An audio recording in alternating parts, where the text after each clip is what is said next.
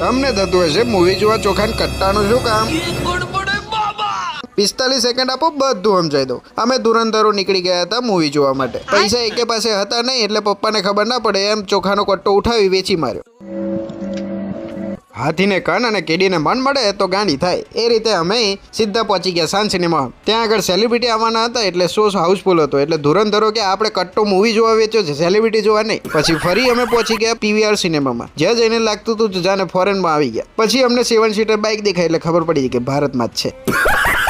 Ticket લીધી. પછી movie હોય કે પ્રોગ્રામ, શાંતિ તો જાળવવી જ પડે. એટલે અમે શાંતિ જાળવીને મૂવી જોઈ. પછી કટ્ટાના પૈસા વધ્યા, એટલે 7 સ્ટાર હોટલમાં જમવા બેઠા. પણ દેશી એટલે દેશી. જમવાનું આવતા પહેલા 5 કિલો ડુંગળી અને 500 ગ્રામ લીંબુ ઠોકી માર્યા.